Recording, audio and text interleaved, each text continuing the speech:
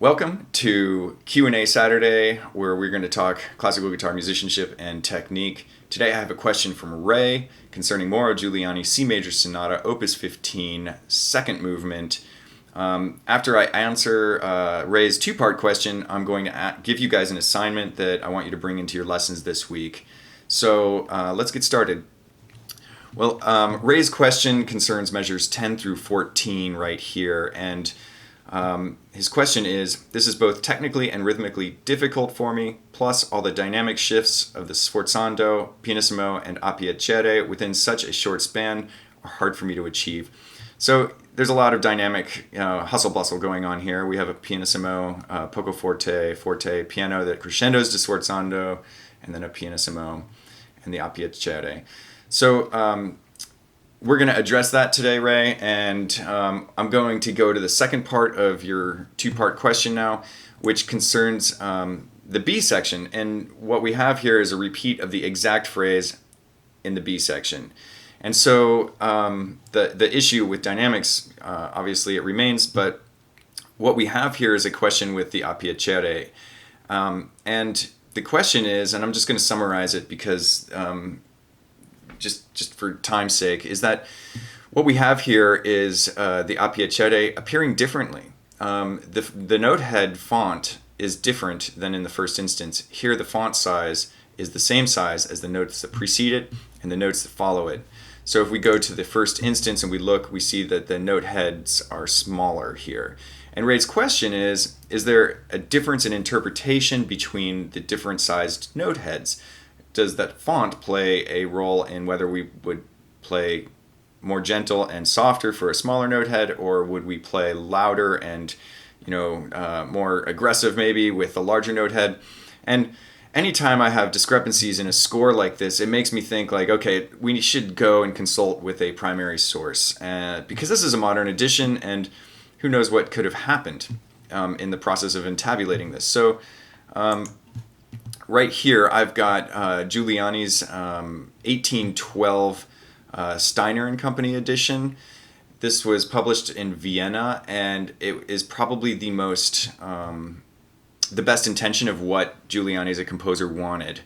And so I'm just going to quickly go to these a piacere first, and in the first instance here in measure 14, you see that it does indeed have the smaller note heads. And so that's great. In the B section, we get to measure 47, and at first glance, it looks as though the note heads are larger. However, when I started comparing the note heads with the notes that precede it and the notes that follow it, and even with notes that are the same time value, I've noticed that the note heads here are indeed larger than the note heads here.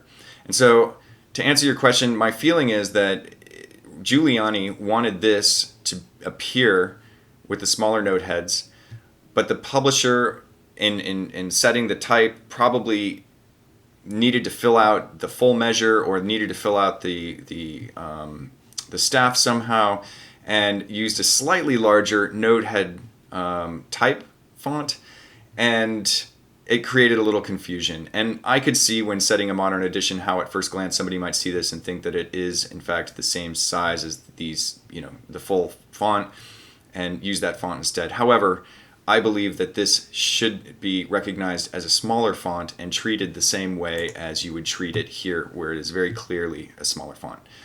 Now, to answer your question about whether or not we would play these differently, the short answer is no. A piacere, at your pleasure, indicates a certain freedom of rhythm. And I believe that this is sort of a cadential-like figuration that is meant to fall under the umbrella of this fermata, and as such, you can take liberty with the rhythm, and you can take liberty with the figuration. Now, this is going to be part of the assignment at the end, so make sure you stay tuned to the end. But while we're here in the manuscript, let's just go ahead and have a look at these dynamics, because I noticed some things immediately that I want to point out. And that is that here in the manuscript we have piano to a poco forte to a piano that crescendos to a sforzando that goes back to a piano.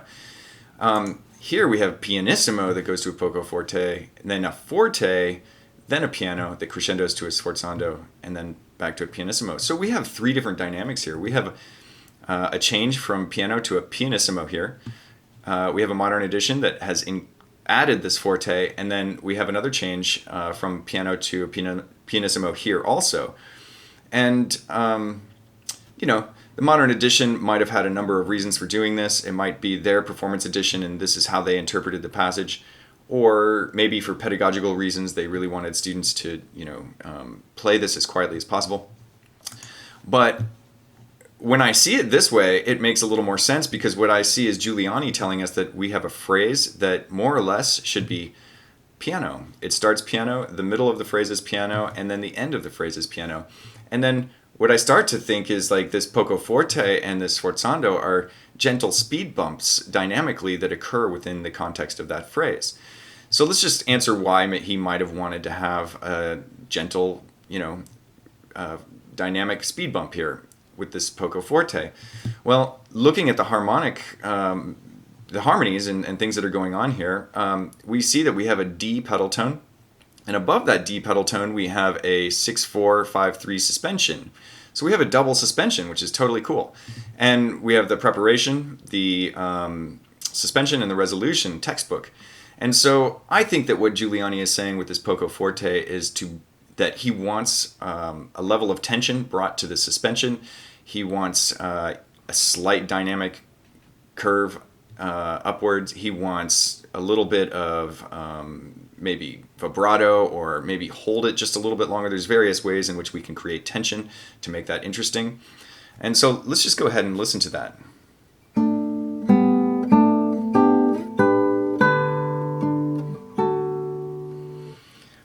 So I think that, there's various ways to do that, and you should experiment and play around with the three that I just suggested, and we can talk about those in your lesson.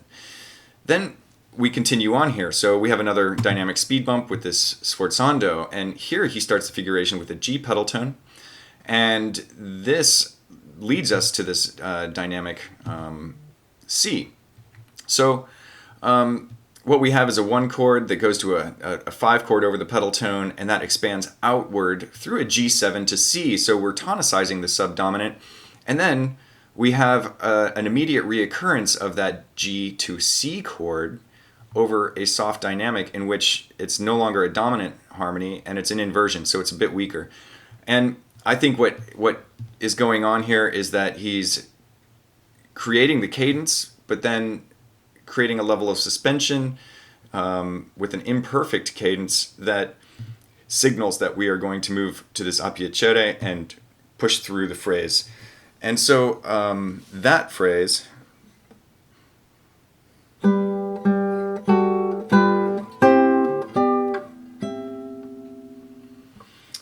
is it's a way to create a dynamic swell within that this little the second part of this phrase, and also to keep the momentum going into this a piacere.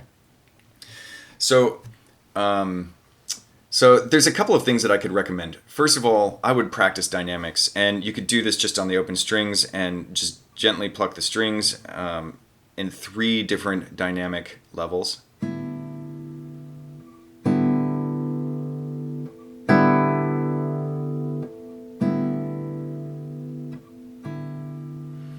And you can just move that to 4 dynamic levels, 5 dynamic levels, and just practice getting used to the idea of what piano is on your instrument. I think frequently guitarists play passages like this too loud and overexert themselves.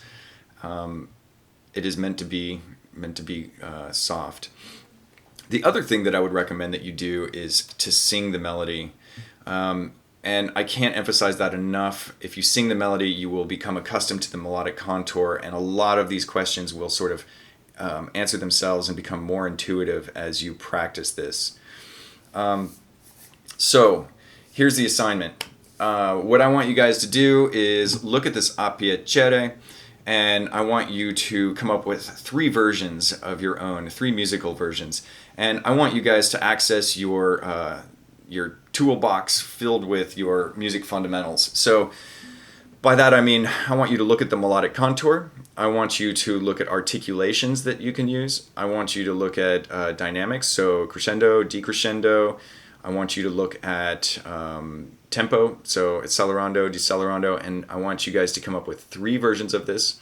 And I want you to play them for me in your lessons, and we can talk about what works and what doesn't work and what fits. I want you to record them. I want you to listen to yourselves doing them within the context of this phrase. And I want you to have a little bit of fun with this. This is building out your musical, language a little bit, and it's meant to be something that is fun and creative and